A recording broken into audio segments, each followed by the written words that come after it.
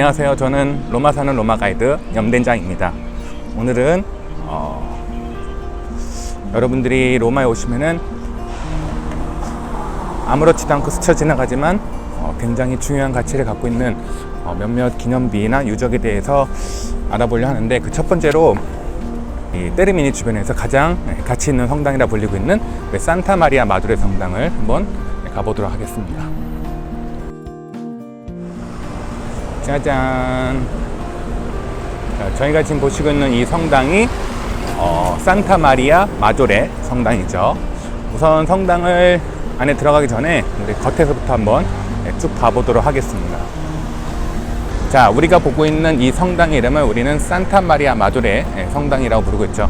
마조레란 말은 영어로 메이저라는 뜻을 갖고 있는데, 전 세계에서 성모 마리아에게 봉헌된 가장 큰, 가장 가치 있는 성당이라고 보시면 됩니다. 이 로마는 그렇게 큰 도시가 아닌데, 그럼에도 불구하고 이 로마에는 총 성당이 360개가 있다라고 말을 합니다. 그러다 보니까 로마는 내가 서 있는 자리에서 어느 쪽 방향으로 5분만 걸어가도 성당 나오는 곳이라고 말을 하는데, 과거에 이곳에 방문했던 순례자들이 이 로마에 있는 모든 성당 중에서 반드시 꼭 들려야만 했던 필수 성당 7개가 있죠.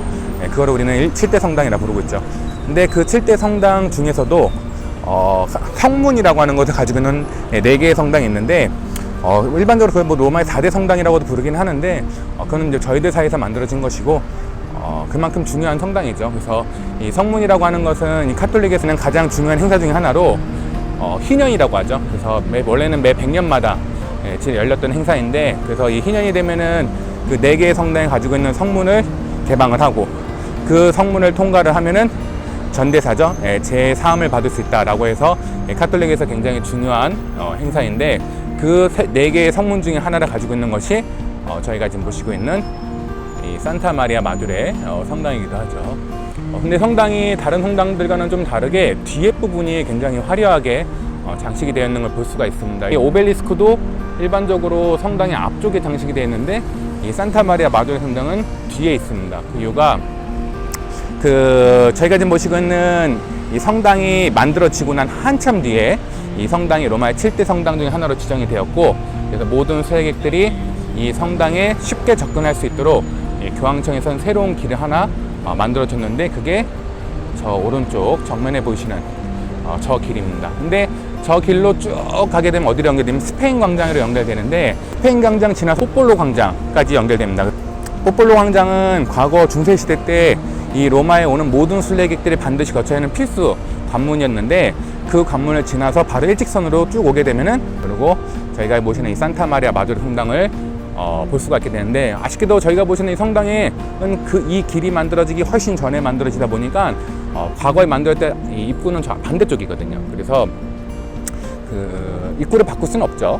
그래가지고 뒤쪽을 먼저 볼 수밖에 없는 특이성으로 인해서 다른 성당들과는 다르게 이렇게 뒤에를 화려하게 장식한 모습을 볼 수가 있습니다. 그러다 보니까 또 특이하게 이런 식으로 오벨리스크가 뒤에 세워져 있는 그런 모습도 볼 수가 있죠. 제가 알기로는 로마에는 총 오벨리스크가 12개 정도 있는데, 원래의 모습을 갖고 있는 오벨리스크가 12개 정도 있는데, 여러분들이 어느 성당에 갔는데 이 성당 이름도 모르고 뭐도 아무것도 몰라 하지만 그 앞에 이런 식으로 오벨리스크 세워졌다라고 하면은 이 306개 성당 중에서 서열 10위 안에 들어간다라고 생각을 해도 됩니다.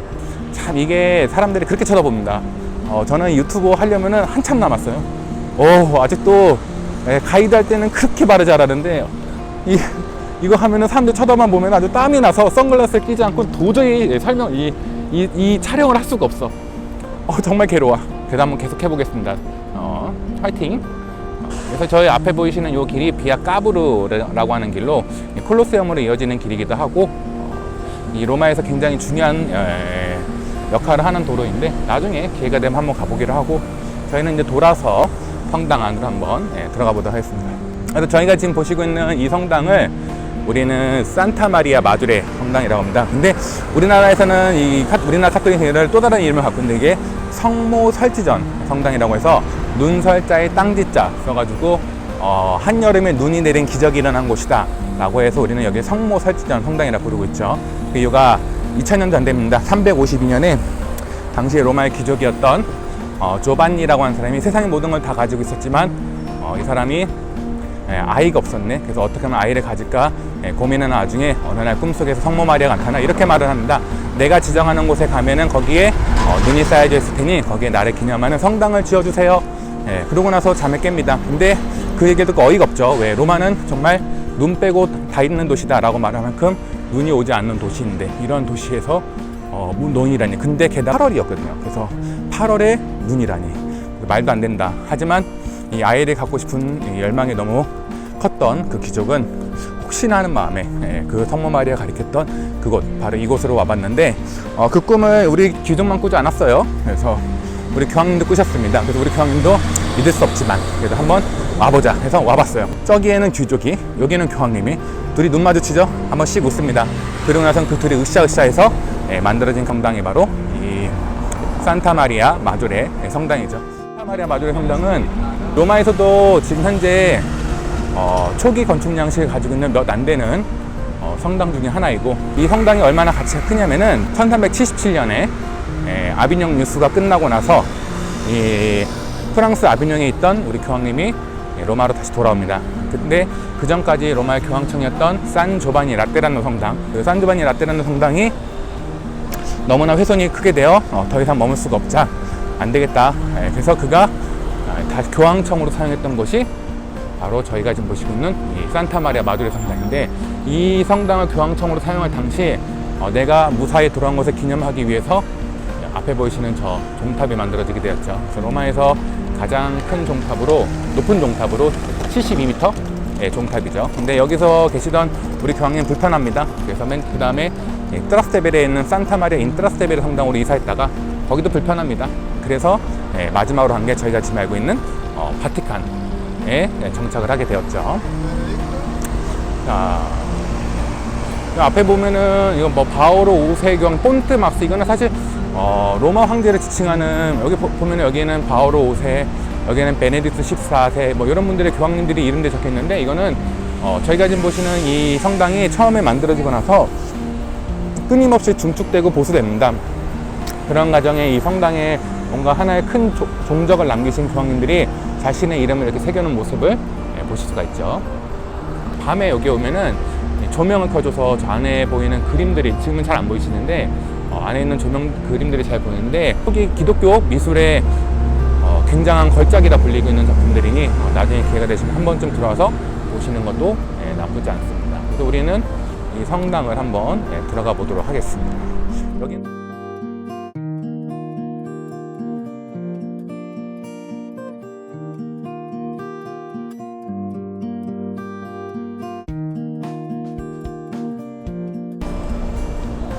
보시게 되면 여기는 우리가 들어가는 입구가 하나 있고요.